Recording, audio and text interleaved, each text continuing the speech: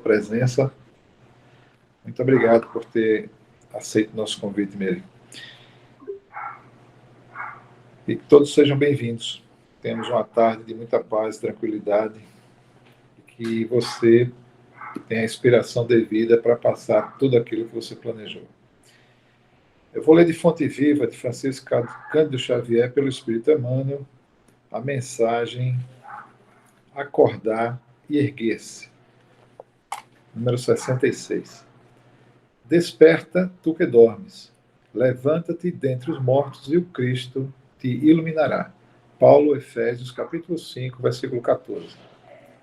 Há milhares de companheiros nossos que dormem indefinidamente enquanto se alonga debalde para eles o glorioso dia de experiência sobre a terra. Percebem vagamente a produção incessante da natureza, mas não se recordam da obrigação de algo fazer em benefício do progresso coletivo. Diante da árvore que se cobre de frutos ou da abelha que tece o favo de mel, não se lembram do comezinho dever de contribuir para a prosperidade comum. De maneira geral, assemelham-se a mortos preciosamente adornados. Chega, porém, um dia em que acordam e começam a louvar o Senhor em êxtase admirável. Isso, no entanto, é insuficiente.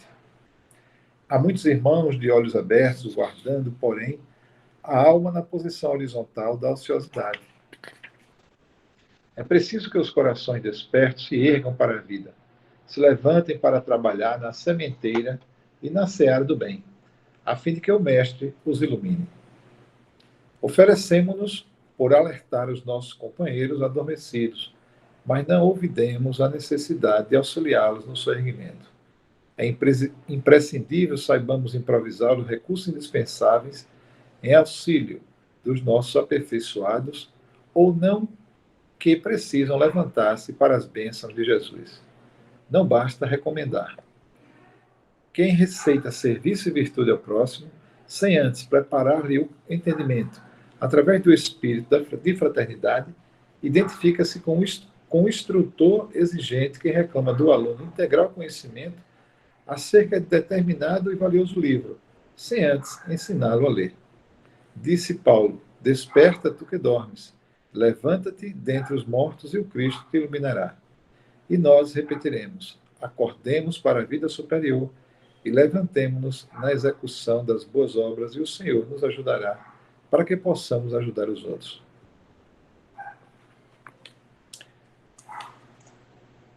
Então vamos elevar mais uma vez nosso pensamento ao amigo Jesus. Agradecer o pão de cada dia, mais um dia de hoje, um dia que nos apresenta grandes oportunidades, como sempre. Agradecer por estarmos aqui, juntos, reunidos em nome de Jesus, para assim bebermos esse alimento espiritual que nos alimenta bastante, nos fortalece, para que possamos caminhar melhor. Jesus, a equipe espiritual, abraça todos os corações sofridos e renove nossas esperanças, que saibamos cumprir a nossa meta, que nos conscientizemos da importância de aproveitarmos bem o nosso tempo, que é muito curto, sobre essa nossa terra, para que assim, ao voltarmos, não nos arrependamos de muita coisa, possamos ter, pelo menos, assim, a consciência de que cumprimos o nosso papel de maneira, pelo menos, razoável. Então, que Jesus nos alimente cada vez mais e que possamos estar aptos a receber essa ajuda, porque a espiritualidade jamais nos abandona, sempre está ao nosso lado. Que Deus abençoe todos nós, que assim seja. Mary, é com você a palavra agora. Obrigado. Está mudo. Acho que está desligado. Essa agora foi a palavra mais dita nos tempos de videoconferência. Liga o microfone. Então, meus queridos amigos, é uma alegria retornar a esse espaço, conversar um pouquinho com vocês, e, em particular, sobre esse tema que muito nos toca a sensibilidade. Né? Nós estamos há algumas semanas, uma semana mais ou menos, do aniversário daquele a quem é o grande espírita, né? O grande homenageado, digamos assim, desse mês de outubro, que já está se vislumbrando à nossa frente. E falar da missão dos espíritas é lembrar, com certeza, Kardec, que foi o grande trabalhador, o grande missionário que nos trouxe a doutrina espírita, o grande modelo de espírita que nós conhecemos, né? Então, vamos passar essa tarde refletindo sobre a missão dos espíritas. E para iniciar esse momento, eu vou contar uma história que nós vamos encontrar na obra Espírito de Verdade, por Hilário Silva. Ele nos conta que Kardec, naquele abril de 1860, estava um tanto acabrunhado, um tanto exausto. Paris, naquela noite em particular, fazia um pouco mais de frio, e muito embora a Sociedade a Sociedade Parisiense de Estudos Espíritas já estivesse, digamos assim, consolidada, e houvesse uma boa venda dos livros, o dinheiro para a manutenção da obra gigantesca estava escasseando. A pressão era muito grande sobre os ombros de Kardec, sem contar que os meios de comunicação, jornalistas, na oportunidade, faziam várias missivas sarcásticas sobre a questão do espiritismo, sobre as comunicações, sobre o intercâmbio. E naquela noite, em particular, nós vamos encontrar Kardec um pouco desalentado. E é naquele estado de espírito que aproxima-se dele a doce Gabi, Madame Rivaio. Ela aproxima-se e entrega-lhe uma carta, juntamente com uma encomenda, com um embrulho. Ele abre o embrulho e encontra, e vê essa carta, aliás, ele vê essa carta e começa a ler essa missiva. E essa missiva diz mais ou menos assim: Senhor Allan Kardec, respeitoso abraço. Com a minha imensa gratidão, remeto este livro anexo, bem como a sua história, rogando-lhe, antes de tudo, prosseguir com as suas tarefas de esclarecimento à humanidade, pois tenho fortes razões para fazer isso. Sou encadernador desde a meninice, trabalhando em grande casa dessa capital. Há cerca de 2 anos, mais ou menos, casei-me com aquela que se revelou a minha companheira ideal. Nossa vida corria normalmente, tudo era alegria, tudo era esperança, era a minha companheira, era a companheira que todos sonhavam. Mas, neste início de ano, de modo inesperado, a minha Antoniette partiu desta vida, levada por uma sorrateira moléstia que em pouco tempo a consumiu. Meu desespero foi indescritível. Julguei-me totalmente condenado, desamparado ao extremo, sem confiança nenhuma em Deus e sentindo as necessidades do homem do mundo e vivendo com muitas dúvidas, com muitas aflições, muito mais nos tempos atuais. Ele referia-se àquela oportunidade, época em que havia-se uma grande escolha das pessoas para o suicídio naquela oportunidade. Ele resolvera justamente tomar esse caminho, essa fatalidade. A separação da sua amada vencera-o, e ele agora não passava mais do que ele considerava ser um trapo humano. Vivia a faltar o trabalho e o chefe dele já estava sendo ríspido e já ameaçava-o com a demissão. Ele sentia-se cada dia mais fragilizado e por diversas vezes passava ali namorando Sena. Ele olhava assim: seria tão fácil mergulhar nas águas escuras do Sena? Ele não sabia mesmo nadar, então seria realmente fatal. Certa noite, a onda insônia o perseguiu mais fortemente. Ele, naquele instante, altamente angustiado, desanimado, levantou-se e decidiu-se. Iria à Ponte Marie e abraçaria o Sena. Chegando lá, olhou em torno, não tinha ninguém. Aproximou-se da murada que ali existia fixou a mão, e quando ele ia projetar-se, tocou em algo e um objeto molhado caiu da murada aos seus pés. Ele surpreendeu, ficou meio chateado até pelo inconveniente de ser interrompido, pegou aquele volume nas mãos e, como ele era um encadernador, imagino que ele deve ter ficado meio que indignado, uma obra molhada, isso chamou sua atenção. Ele pegou a obra, procurou uma luz mais próxima, nas proximidades, para que ele pudesse ler o que tinha, que obra era aquela. E quando ele chegou a esse lugar um pouco mais iluminado, tinha a seguinte instrução: esta obra salvou-me a vida. Leia com atenção e tenha bom proveito. Assinado A. Laurent. Ele ficou meio estupefado ali, a obra dizia Livro dos Espíritos. Então, ele diz que direcionou os passos para a sua casa e debruçou-se a ler aquela obra. E a missiva, a carta, termina por dizer que ali encontra-se a obra que ele tinha encontrado naquela ponte, e que ele pudesse fazer da obra o que lhe aprovesse. Ainda constava mensagem de agradecimento, a data, a assinatura e o endereço do remetente.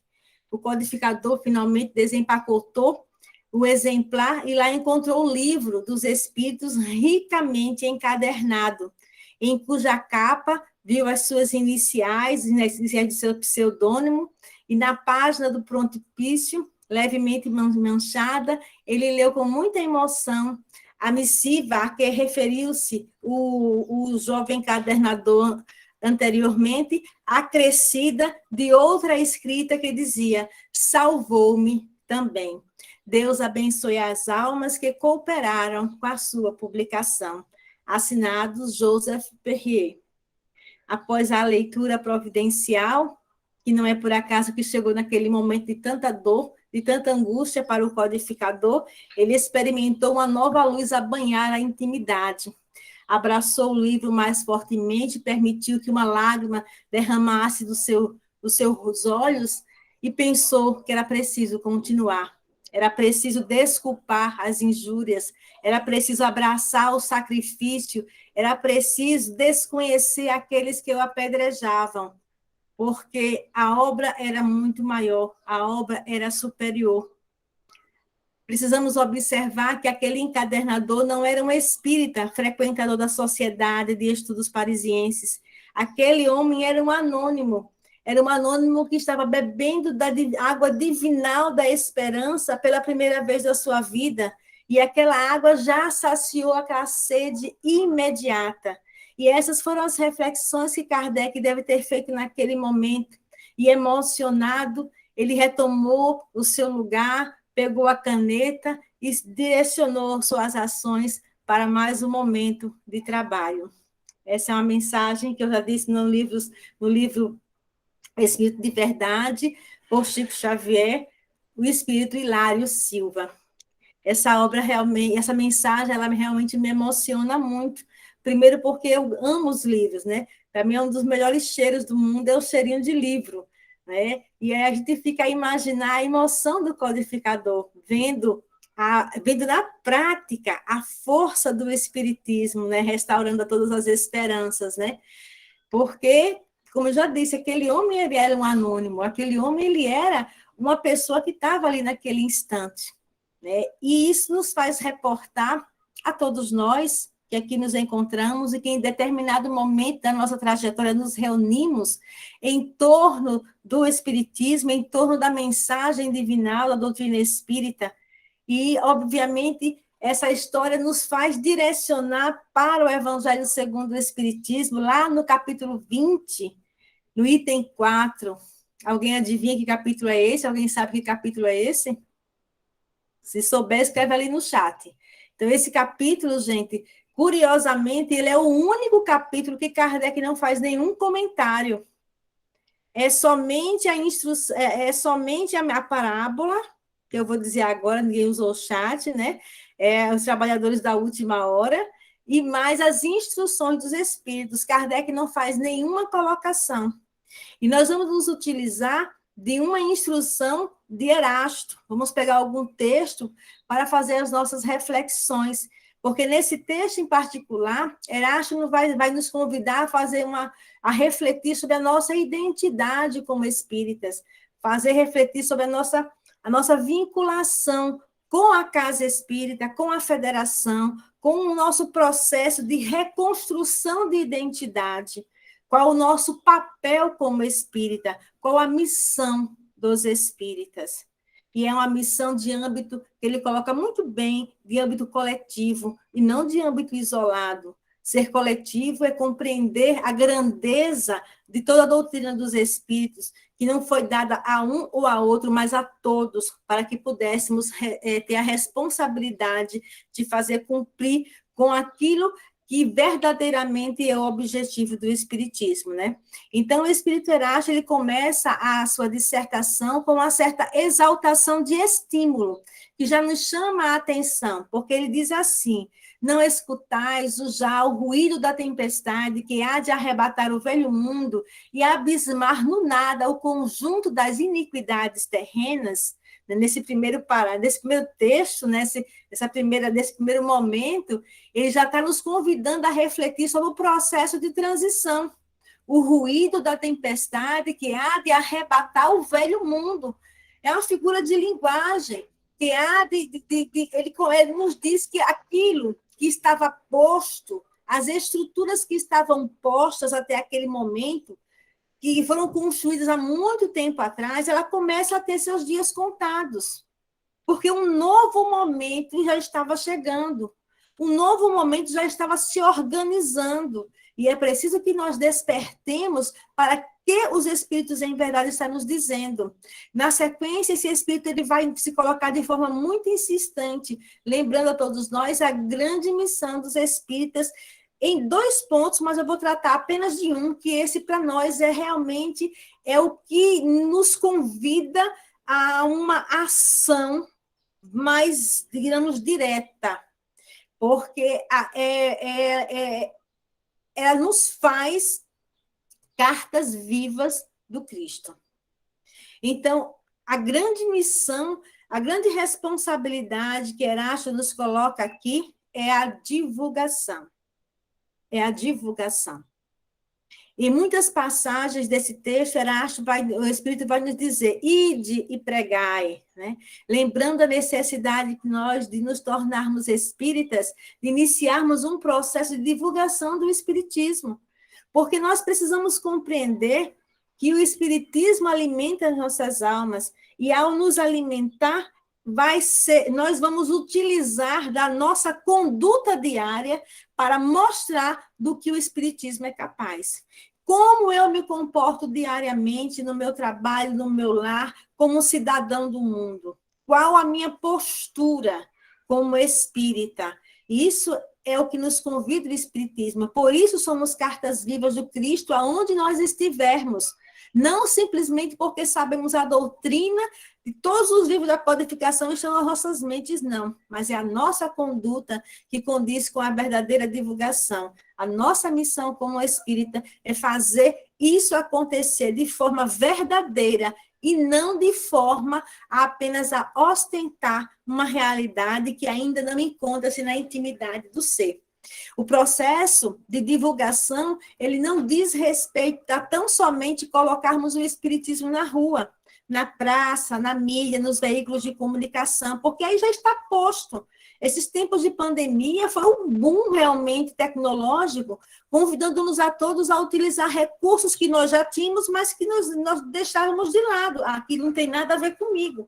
Foi preciso sair da zona de conforto para adentrar nesse mundo tecnológico e poder nos aproximarmos, nos comunicarmos da melhor forma possível. E com isso a doutrina ganha uma grande expansão para atingir a muitos corações, né?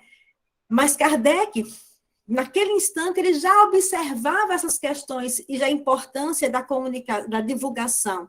E lá no livro Obras Póstumas, nós vamos encontrar o projeto 1868, né, que é um projeto em que Kardec ele escreve, e isso é importante, principalmente para nós, trabalhadores e dirigentes das instituições, ele escreve para o movimento espírita, para que nós possamos melhor refletir a forma como fazer as coisas. Porque muitas vezes nós acreditamos que eu estou fazendo tudo muito certo, mas será?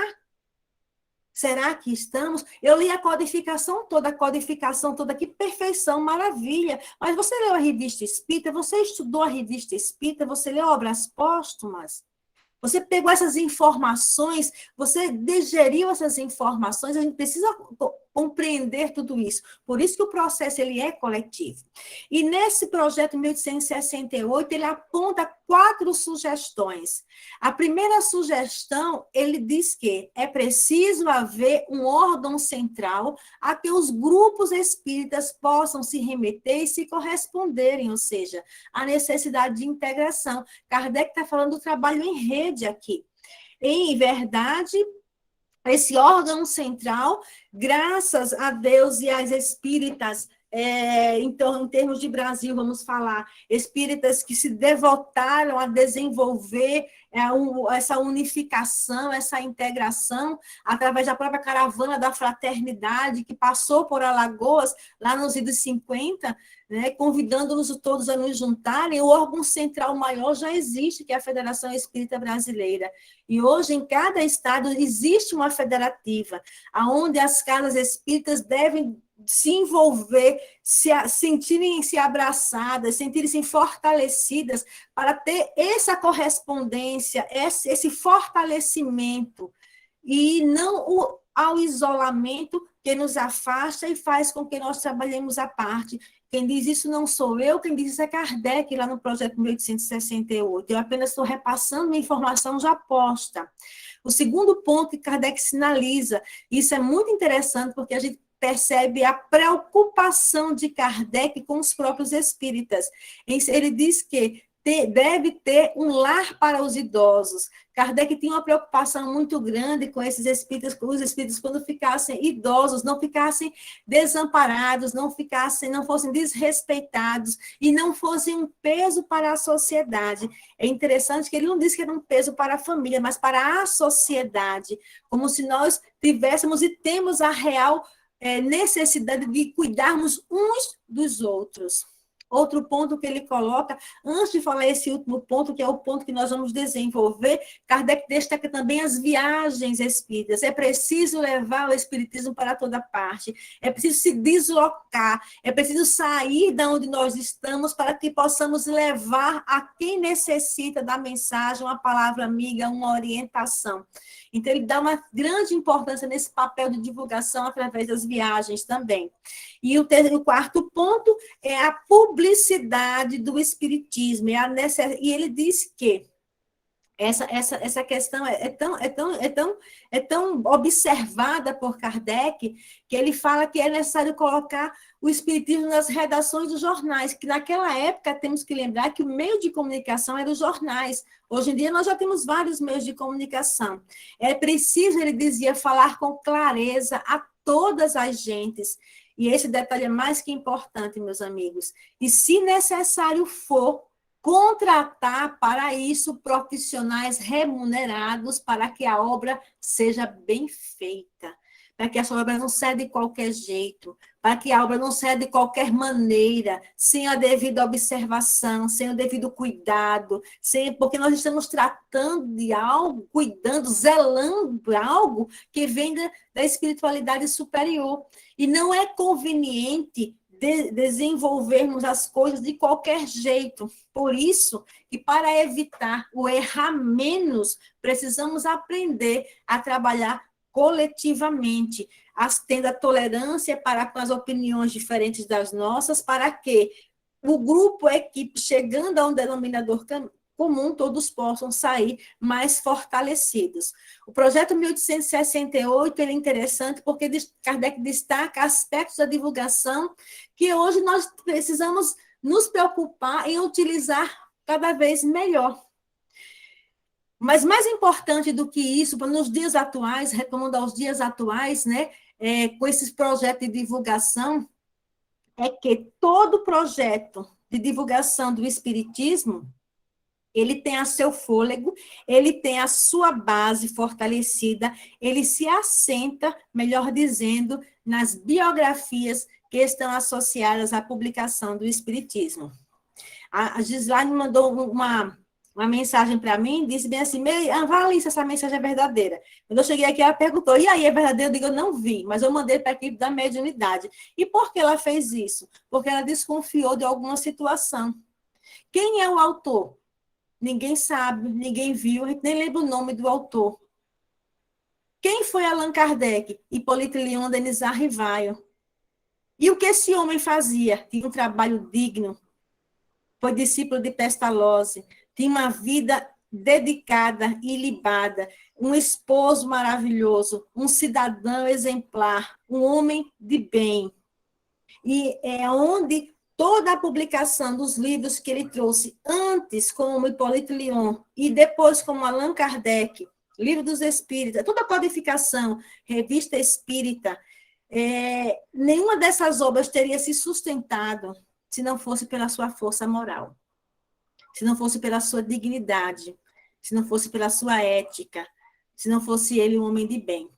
Se Chico Xavier não tivesse uma vida ilibada, ele não teria psicografado os quase 500 livros espíritas que ele psicografou. E como também não teria emprestado a todos esses livros a sua força moral. Porque a força moral de Chico Xavier é respeitada aonde Chico Xavier chegar. As pessoas podem até não gostar da doutrina dos espíritos, mas falou-se o nome de Chico Xavier, falou-se do nome de um homem de bem.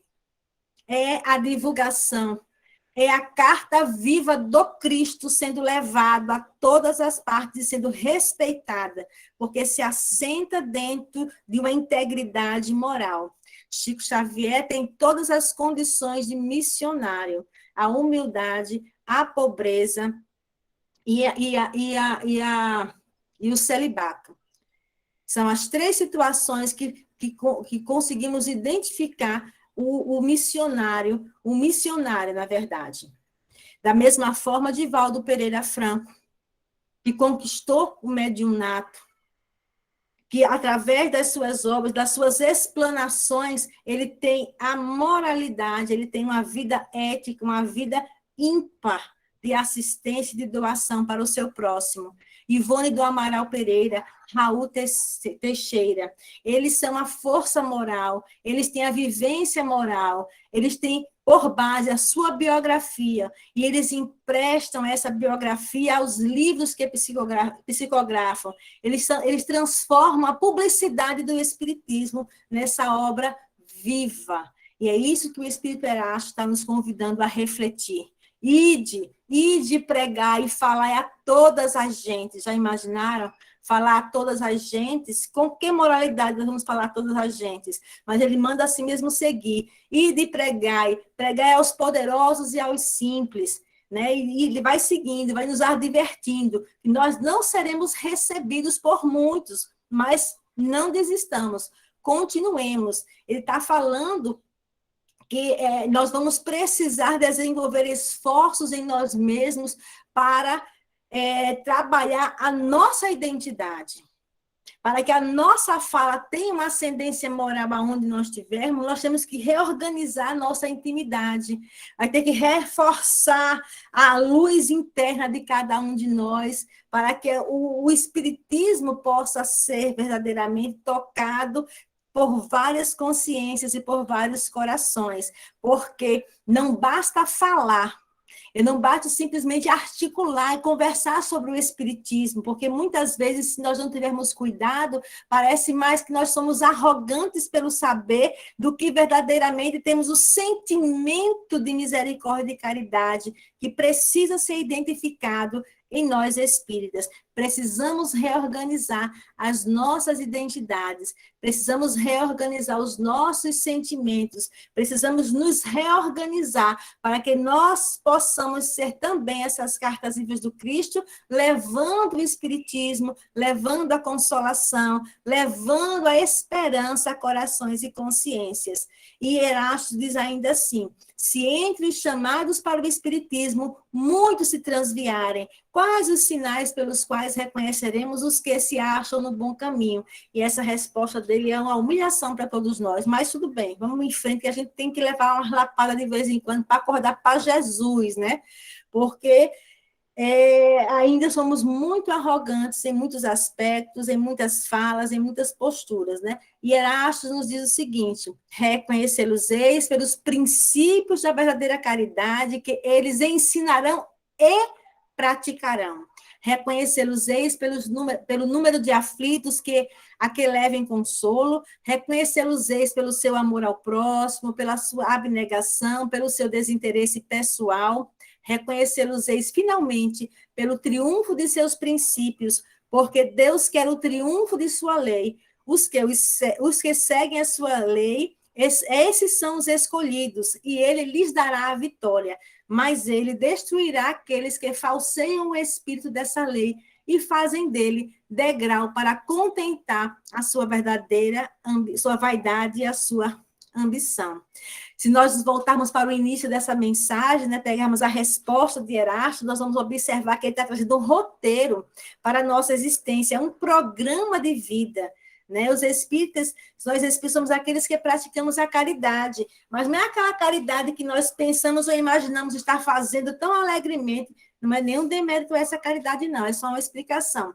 De fazer campanha do quilo, de distribuir sopa, de distribuir pão, de distribuir isso e aquilo outro. Isso é válido? Claro que é válido, obviamente que é válido, mas quando os espíritos falam de caridade, de praticar a caridade, não é essa caridade que eles estão simplesmente falando. Eles não desmerecem, falam da sua necessidade.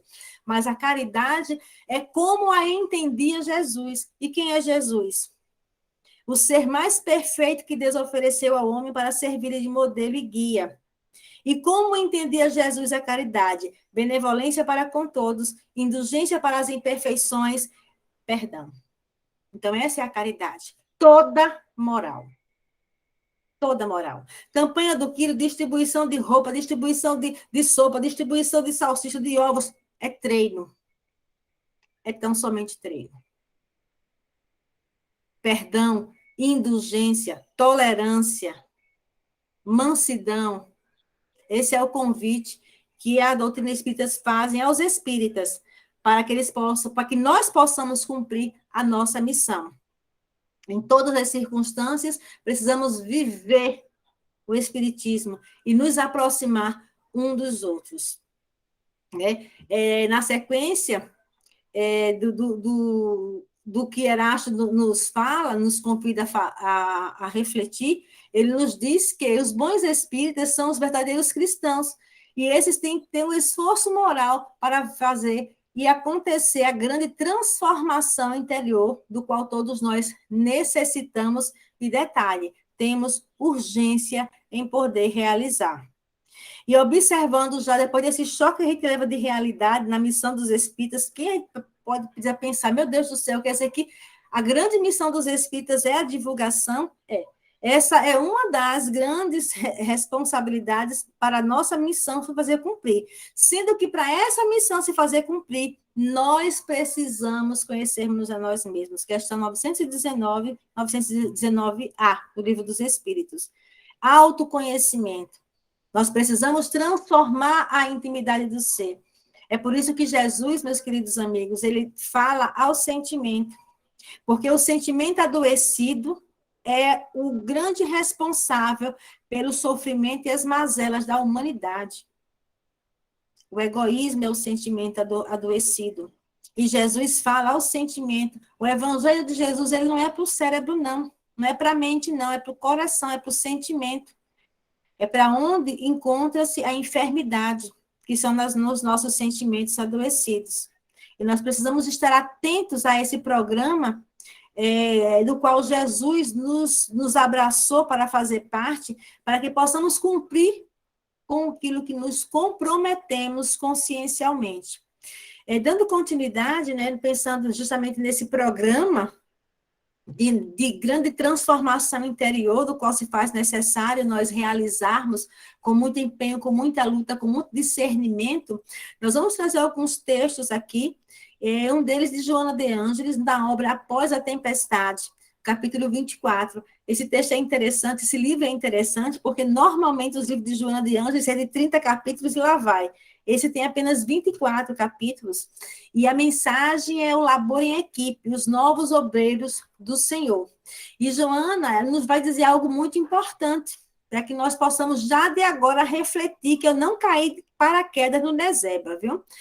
Quando aventou-se na terra, preste atenção, a notícia da vinda do codificador, nós nos inscrevemos para encarnar nesse período. Esse nós somos todos nós a quem o Espiritismo fala a nossa sensibilidade.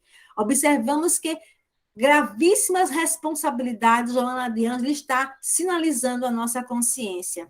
Nós que viemos juntos, nós que atravessamos as mais variadas fases e faces do cristianismo, vinculados a tantas outras religiões, quando nós soubemos que no mundo espiritual estava se organizando para a vinda do codificador, queria trazer a terceira revelação, nós nos inscrevemos, nós nos voluntariamos para estar nesse momento. E, obviamente, muitos de nós, se não todos nós, lá estivemos com Kardec. Obviamente que nós não colaboramos de modo muito positivo com a codificação. Devemos ter atrapalhado um bocado, né? Devíamos estar ali, né, na noite de São Bartolomeu, devíamos estar ali entre aqueles críticos ferozes que entristeceram o coração de Kardec, deveríamos estar ali naqueles salões envolvidos, mas já iniciando o processo de recepção do nosso psiquismo. É isso que os Espíritos estão nos dizendo. E não é a nossa primeira oportunidade, mas pode ser até a segunda ou mais, como vai nos dizer Carlos Lombra, uma obra publicada em 1950 pela FEB, no livro Ceareiros de Volta. Carlos Lombra nos diz o seguinte, até complementando a fala de Joana de Ângeles, a Terra recepciona atualmente a quinta geração de profitentes do Espiritismo, composta de número maior de criaturas que receberão a responsabilidade espírita pela segunda vez. Esse evento de suma importância na espiritualidade reclama vigilante dedicação dos pais, mais viva a perseverança dos médiuns, mais acentuada a abnegação dos evangelizadores da infância, maior compreensão de todos. Carlos Lombas, meus queridos amigos, ele está nos informando que nós somos espíritas pela segunda vez, que nós estivemos juntos com o codificador. Detalhe, viu, Gislaine? Perceba como são as obras espíritas. Elas se intercalam uma com a outra, como se uma desse base para a outra, mesmo que eles nem se conhecessem, nem sabiam da sua divulgação. Uma mensagem recebida na Mansão do Caminho, outra recebida, sabe lá Deus aonde, publicada pela Federação Espírita Brasileira, mas que, de certa forma, elas se interpõem. São informações que uma confirma a outra, e com uma base segura. Nós precisamos observar isso no livro dos Espíritos, não, nas obras psicografadas. Deixa eu dar rapidinho outro exemplo, tem temas, vou correr um pouquinho. Por exemplo, na obra Brasil, Coração do Mundo, Pátria do Evangelho. Naquela obra, Humberto de Campos nos relata no descobrimento do Brasil os espíritos que vieram habitar, no caso, o mundo espiritual do Brasil, a organização espiritual do Brasil, quem eram aqueles que vieram aqui, falando que eram dos antigos judeus que lá trabalharam já com o Cristo, nos primeiros momentos da primeira hora com o Cristo, ali estiveram e vieram para a pátria do Evangelho para auxiliar nesse momento. Eram judeus em sua maioria, que ali encontrava-se. Aí você vai lá para a obra Nosso Lar e você vê quem são os fundadores daquela cidade espiritual, no Rio de Janeiro, uma das mais antigas, justamente foi fundada por judeus que ali estiveram, e a própria cidade Nosso Lar, ela tem um símbolo dos judeus, que é aquela estrela de 5 pontas, 6 pontas, eu não sei exatamente. Então, vocês veem que as obras espíritas elas se conjugam, elas se fortalecem uma com a outra, elas estão ligadas, elas embaseiam, elas assinam e confirmam a autenticidade uma da outra, tendo por base a codificação, né? Só para a gente poder perceber essas questões. Por isso a divulgação, o cuidado que nós temos que ter com a divulgação. Na obra, uma obra também, Ceareiros de Volta, tem uma mensagem de Caibar Schutel também, que nos diz: não sois espíritas à revelia das circunstâncias.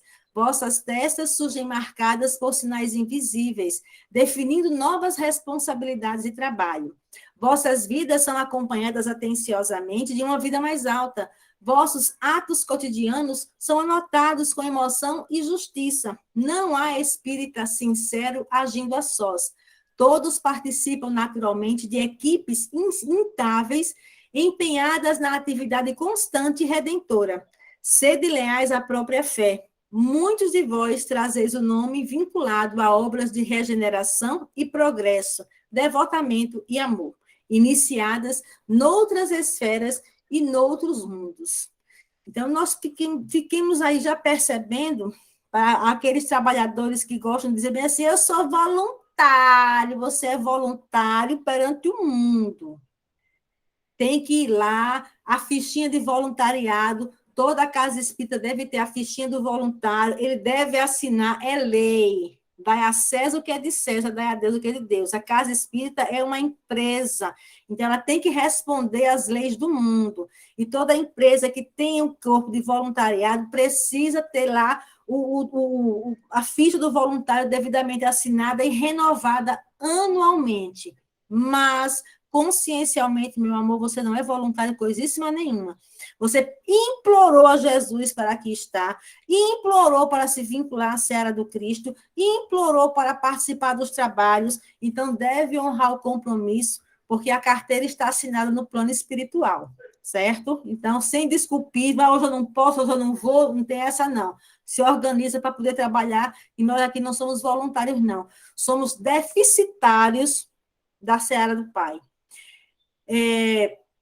Voltando a Joana de Ângeles, ela dá o fechamento para essa questão. Devidamente arregimentados, iniciemos o labor partindo do lar, que deverá permanecer sob as bases sólidas do amor. Dai a César o que é de César, dai a Deus o que é de Deus, e precisamos, nesse tempo, também honrar a nossa família, sem jamais esquecer. Mas que a nossa família não seja desculpa quando nós queremos nos desviar dos trabalhos, nem desviar e deixar de fazer as nossas responsabilidades. Tem uma passagem muito bonita que eu ouvi recentemente de Conceição Farias, sobre o professor Manuel Coelho Neto, que eu gostaria de compartilhar com vocês. Todos nós sabemos que o professor Manuel Coelho Neto, alguém poderia nem até não gostar do professor Manuel Coelho Neto, mas jamais ninguém tira dele o amor que ele tinha à doutrina, nem a fidelidade a Kardec e a Jesus. Então, certa feita, ele já tinha vindo de um final de semana de viagens, aí chegou em casa, tomou banho, trocou de roupa e se aprontou todo e botou o terninho dele e foi para a federação, que tem palestra pública. A esposa dele, irritadíssima, disse, se você sair por aquela porta para ir para a federação, aqui você não volta mais. Conceição disse que ele olhou para ela, ficou olhando assim, ele disse, olha, meu amor, eu vou para a federação fazer a palestra porque eu amo a doutrina espírita e amo a federação. E eu vou voltar para casa porque eu amo você. E fez a palestra e voltou para casa. Então, nós precisamos aprender a equilibrar a família com os nossos trabalhos, porque os dois estão no nosso planejamento reencarnatório.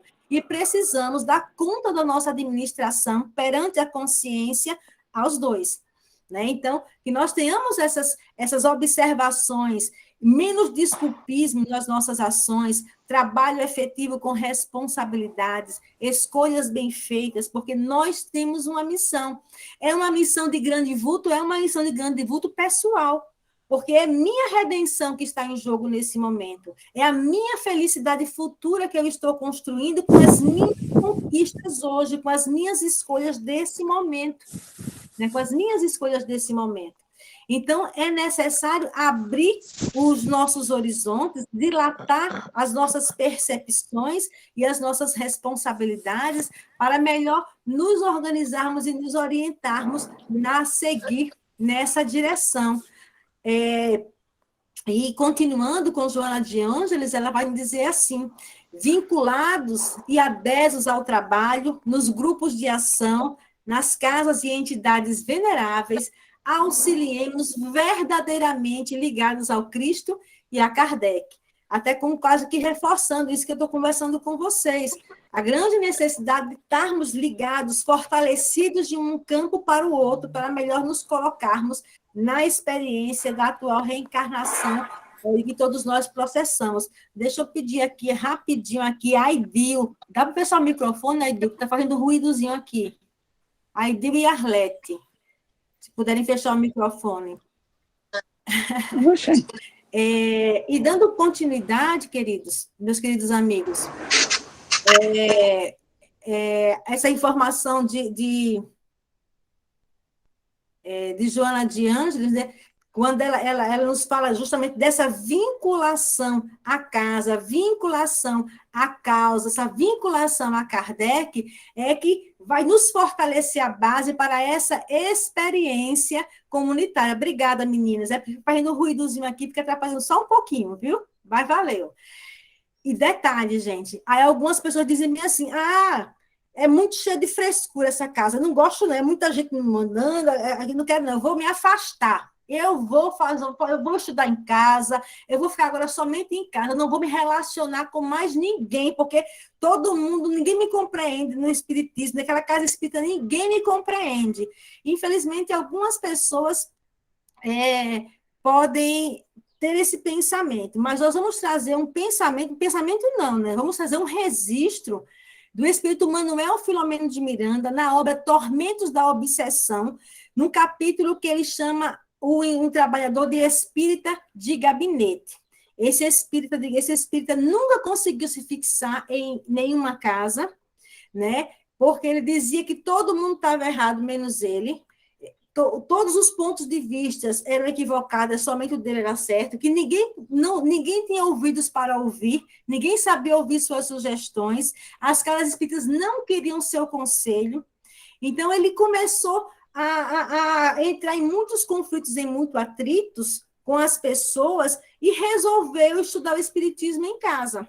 Né? Então, passados os anos, ele desperta no mundo espiritual, resgatado pela equipe de Eurípides Barçanufo, no Hospital Esperança. Esse Hospital Esperança foi fundado por Eurípides Barçanufo, que pediu a Jesus que tivesse a permissão para fundar aqui da terra um hospital para acolher, todo mundo sentado aí? Acolher os espíritas falidos. Vocês imaginem. Um espírito do quilate, de Eurípides Barçanufo, pedir para um hospital para acolher os espíritas falidos, é porque tem muita gente falindo por aí. Que nós não sigamos nessa direção, porque eu já soube aqui para nós, fofoca do mundo espiritual, que abriram a filial aqui em Alagoas. Estou só comentando assim, mas só para a gente, não comento com ninguém não, viu? Então, ele era um espírita de gabinete. Ele era um espírita de gabinete. Ele tinha possibilidades infinitas que não souberam aproveitar. Ele acreditava que ele era o médium, que as mensagens que eles traziam era melhor do mundo e não admitia avaliação. Quando a gente sabe que a maioria das mensagens que a gente recebe nas reuniões mediúnicas é para a instrução do grupo mediúnico, não é para divulgar, é apenas para aprender um pouco mais.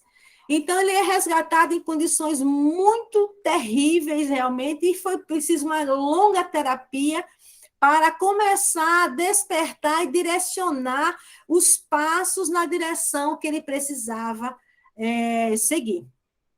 Então, a gente presta atenção nessas grandes advertências dos espíritos aos espíritas, né? Filomeno de Miranda, Joana de Ângeles, nos convidam às mais profundas reflexões. E ainda com Joana de Ângeles, eu tenho alguns minutinhos ainda, vou trazer algumas recomendações no livro Entrega-te a Deus, de Joana de Ângeles. Lá no capítulo 30 tem uma mensagem intitulada Cartas aos Cristãos Modernos. É uma mensagem muito longa, mas nós vamos pegar apenas alguns trechos para nós nos direcionarmos já para o final da nossa fala.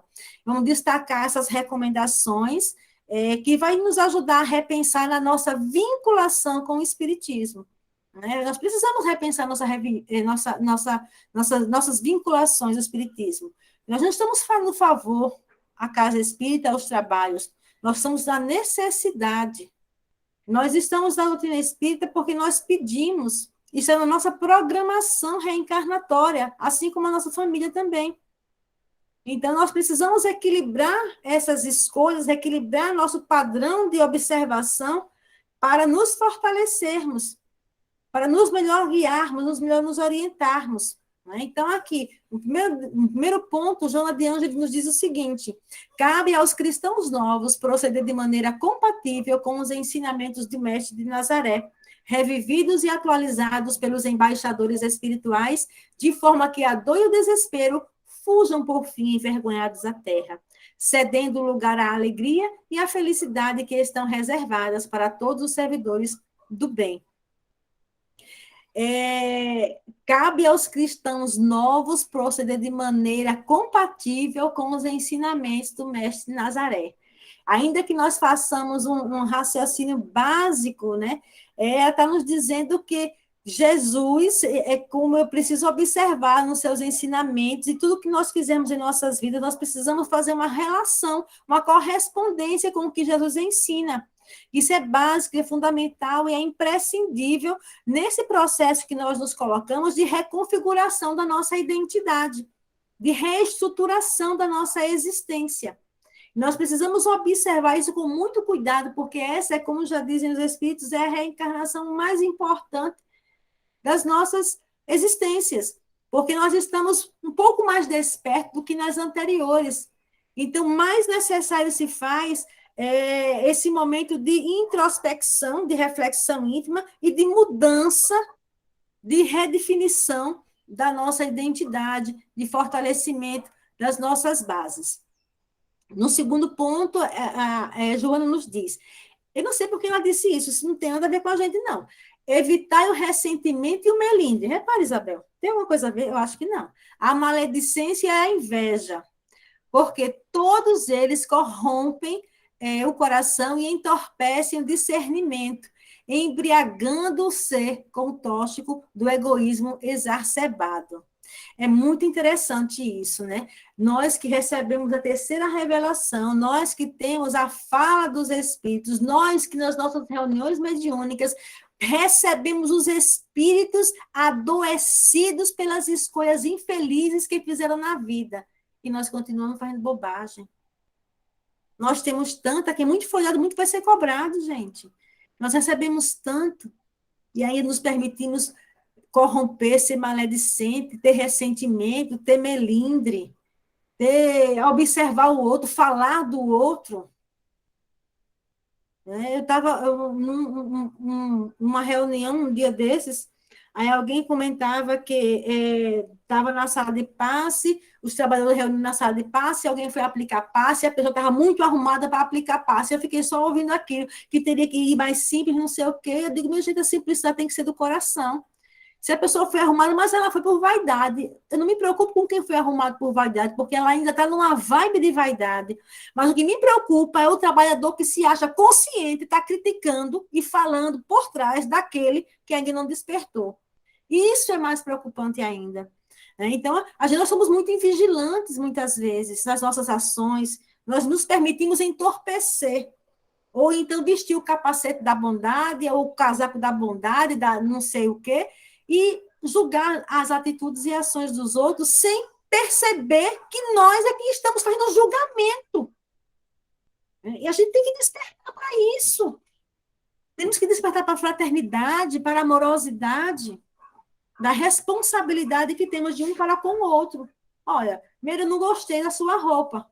Pode dar para mudar? Por isso. Tem que falar com quem está ali naquele convite, porque não adianta eu falar com o Gisele lá atrás, que ninguém vai resolver o problema, não. Só que vai resolver o problema é a pessoa que está vivendo a situação, e a gente tem que observar isso. Tem uma mensagem, acho que é Vinha de Luz, Falatórios, de Emmanuel, que nos fala justamente sobre as entidades que envolvem esse tipo de situação. Continuando com Dona Joana de Ângeles, sede afáveis, gerando simpatia sem afetação e ternura sem pieguismo, onde quer que vos encontreis. Eu tive notícias de que alguns anos atrás, no movimento espírita brasileiro, lá para os anos 60, eu acredito 70, haviam aulas direcionadas às pessoas a poderem falar mais pausadamente, meus irmãozinhos, como vocês estão? E eu digo, minha gente, não estou acreditando nisso, não. A doutrina da sinceridade, onde nós precisamos ser aquilo que realmente somos, e o outro precisa aprender a aceitar o outro como o outro é.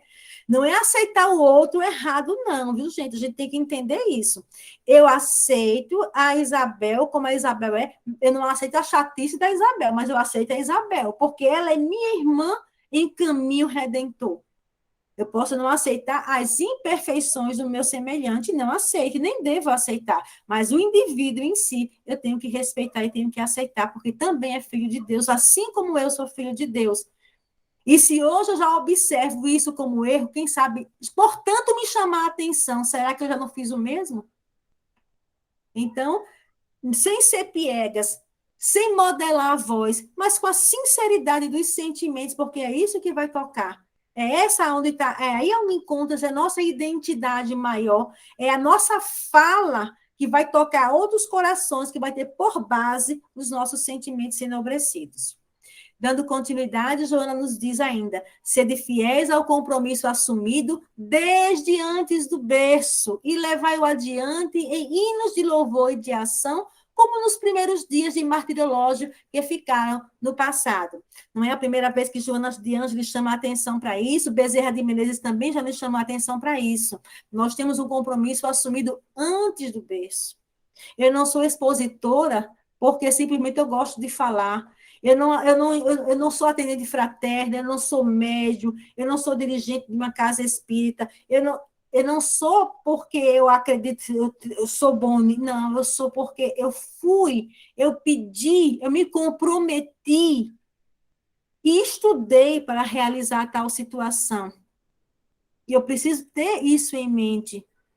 E, principalmente, que o trabalho dentro da instituição é um trabalho coletivo, é um trabalho que precisa haver rodízio de atividades para que isso não venha a danificar a minha intimidade, imaginando-me insubstituível que não tem ninguém. E isso a gente tem que ter muito cuidado e muita observação. Né? Há muitas advertências dos espíritos amigos acerca das nossas responsabilidades, acerca das nossas escolhas, acerca daquilo que nós precisamos fazer para conquistar a confiança dos benfeitores amigos.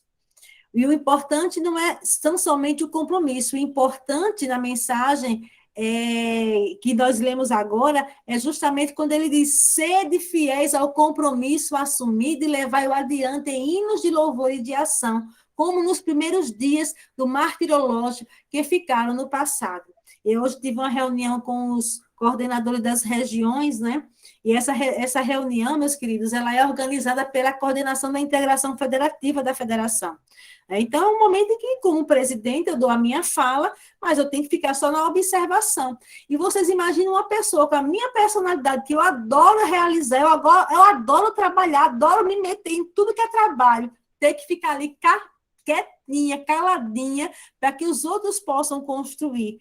Né? Então, é um aprendizado para mim também. Apenas coordenar, fazer a coordenação geral de um trabalho, enquanto a ação é feita pelos coordenadores da federação. Eu fico doidinha, vocês imaginem, eu fico doidinha da Silva, porque eu gosto de trabalhar, eu gosto da ação, eu gosto do estudo, eu gosto da mediunidade, eu gosto da assistência e promoção, eu gosto de tudo. Mas, nesse momento, eu tenho apenas que fazer isso, é o meu aprendizado. Né? Eu compartilho isso com vocês com muita tranquilidade, porque eu estou aprendendo todos os dias. Todos os dias é um aprendizado, todos os dias é uma construção. E quando terminar esse mandato, se Deus assim o permitir, eu conquistar esse merecimento, eu vou trabalhar na mediunidade, eu vou trabalhar onde for, que eu não posso ficar sem trabalhar. Deus me livre e guarde, Maria. Não, tem que trabalhar.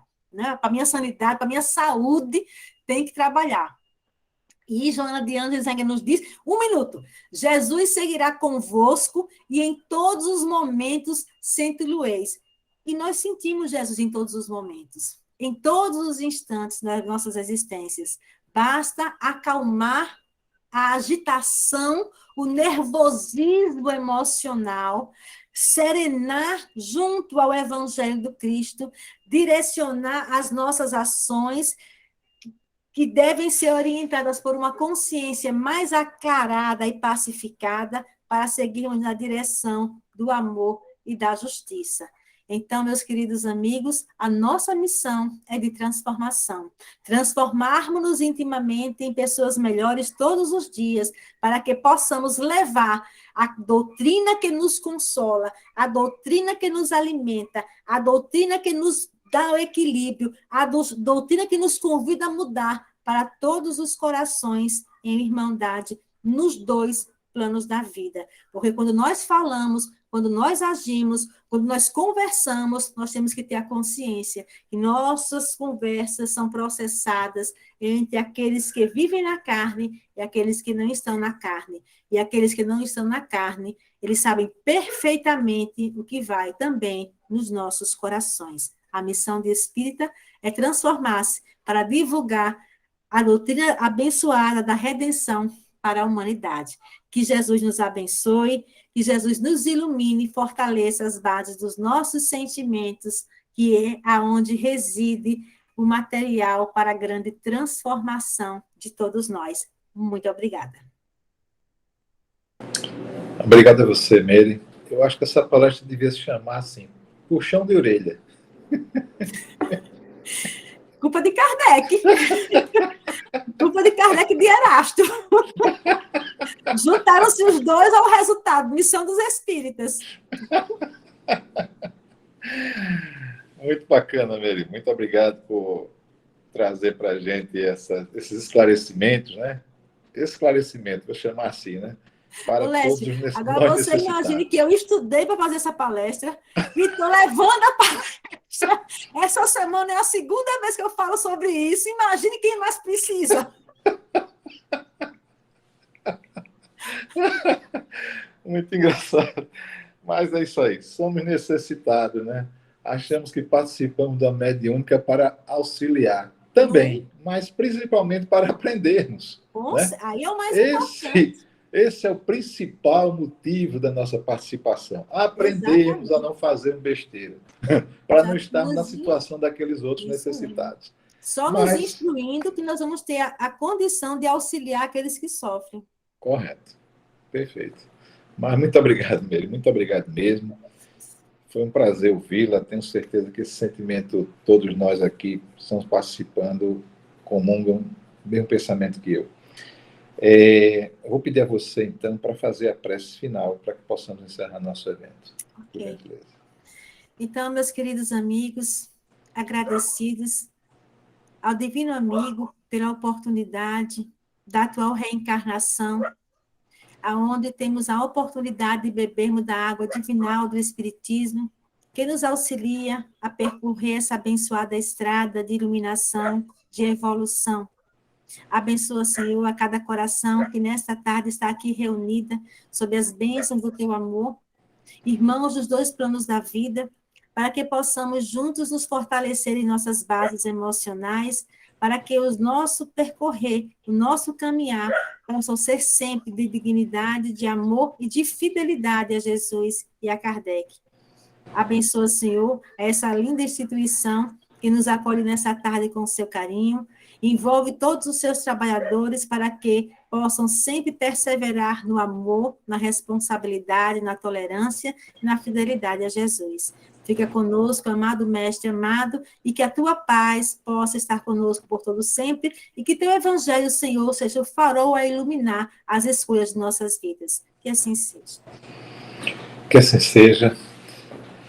Meire, mais uma vez, foi um prazer. Muito obrigado mesmo. Muito obrigado por aceitar o nosso convite, por disponibilizar o seu tempo para compartilhar conosco essas grandes informações, né? Que precisamos sim. É preciso que a gente seja chamado a atenção, porque muitas vezes nos esquecemos, né, do papel que temos que cumprir. Né? Muitas vezes nos esquecemos que participamos, temos que ter mais humildade nas nossas ações, no compartilhamento de informações, no dia a dia, e que precisa muito, a gente precisa mudar muito nesses aspectos ainda.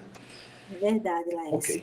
É por isso que o trabalho tem que ser coletivo, porque a gente sozinho, a gente fica isolado nas nossos próprios pensamentos, e às vezes a gente não assimila as coisas tão legais, não. É por isso que a gente tem que estar sempre trabalhando em parceria. Como diz o projeto 1868, né? um grande órgão onde possamos todos nos reunir, conversar, arengar, discutir, mas no final sair como devemos sair, como irmãos que somos, todos vivenciando uma experiência para o progresso, para a evolução. Ok. Bem, quero Um abraço a abraçar todos, todos. boa tarde. Obrigado por participarem todos vocês. Tenham um bom final de semana e uma continuidade ao longo da semana. Muito obrigado. Um abraço, Ricardo. Um abraço a todos. Até